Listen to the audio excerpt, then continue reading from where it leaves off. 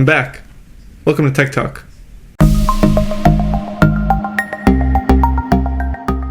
Yeah, it's been a while, but hopefully this becomes a more consistent thing, you know, maybe like monthly or twice a month or less, or I don't know. I'll figure out a schedule, but yeah, don't hold me up to that. You know, last time I said that and it didn't really happen, but anyway, on today's Tech Talk, we're going to talk about all the Apple announcements that happened today. We're recording this like right after, so without further ado, let's get started. After all the leaks and rumors, the iPhone 11 was officially announced. The design is exactly what we expected. A glass back with two rear cameras and that squarish design. You know, all those leaks and rumors, they kind of show that a little bit what it was going to look like, and well, it happened. So what exactly are those cameras? Well, there's a wide angle and an ultra wide angle camera. You know, so one of the cool things is you can actually switch between the two cameras while you're recording, which is going to make for some pretty cool videos. You know, this whole conference, they really focused on the cameras and just how, I guess, of an upgrade it's going to be for those that actually think about purchasing these devices. And so I think it's actually kind of really interesting, you know, how they're really putting an emphasis on what these cameras are going to do, what they're capable of. And in that front, you know, the display that you're going to be looking at the whole time, it's a 6.1 inch Retina display, and again, to recap, it's somewhat a similar design with better performance and better cameras. You know, that's the iPhone 11. But the most surprising thing wasn't the design or the camera. The most surprising thing was the price at $699.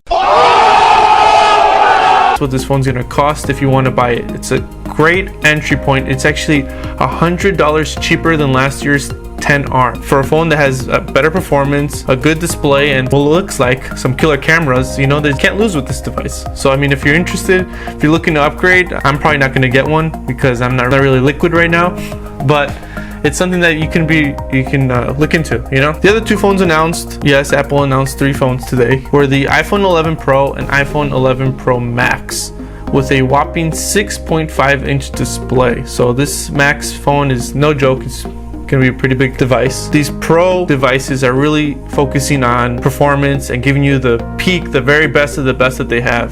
So it comes with a very crisp and bright display. I think they set up to 1200 nits. For people that don't really know what that means, it's a very bright display. It's gonna get very bright for you outdoors, indoors, wherever you go. And it also comes with a 3 camera setup. So it not only has 2, but now it has 3. It's adding another lens. So it keeps those wide and ultra wide angle cameras, you know, the ones you saw with the 11, but it also includes a telephoto camera. Just like that with the iPhone 11, when you shoot video or when you're taking photos, you can switch between all 3 of those cameras seamlessly, you know, just fluidly, simultaneously, kind of switching back and forth between all of them. So again, this is going to make for some really interesting videos, you know, for those of you that like to shoot video, for those of you that are looking to make movies and you said, oh, I need those crazy cameras. Well, you don't need to spend so much money on a camera. I mean, I guess you're already spending like $1,000 for a phone, right? So I guess the camera should be pretty good. But yeah, they're kind of saying that with this iPhone, you're kind of getting it all, right? You're getting good battery, good performance, and a pretty killer camera that on paper and what they showed off today makes it seem like it's a pretty good deal. The 11 Pro starts at $999 and the 11 Pro Max starts at $1,099. So same as last year's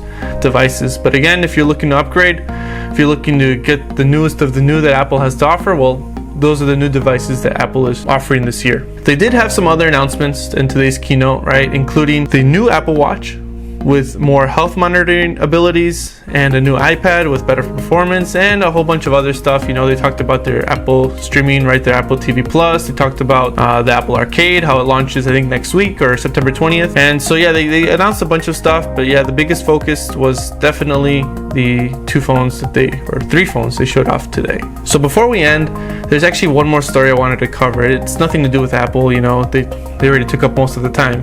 It's actually an article that was posted about a month ago, and I think it's really fascinating, and I think you will like it too. So this story comes from Engadget, and somehow scientists from the University of California, San Diego created a prototype contact lens that can actually zoom in on command by blinking twice. So just imagine that you have this contact lens, and if, let's say, something's a little bit far for you, you want to see exactly what it says, you blink twice and it kind of zooms in, which I think is it's crazy. I mean, we're living in the future, you know? According to the article, the lenses are made of stretchy polymer films that respond to the electric signals generated by the eye when you make a movement like blinking. So that's a lot of science jargon, you know, a bunch of science stuff, but at the end of the day, it responds to the electricity that's generated by your eye. When you blink, when you move it around, you know, all that stuff. So, I mean, maybe Maybe there's a future where we don't need binoculars. I don't know, right? I can only dream. But they say that this is just a prototype and this is years out to come, you know? This is gonna take a while before anyone gets their hands on this, but it's something interesting, you know? And with that, we conclude another episode of Tech Talk. I hope you've enjoyed it. I know it's been a while, but here we are again, right? So if you've liked it, like, comment, subscribe, you know, do all that stuff. And until next time, thanks.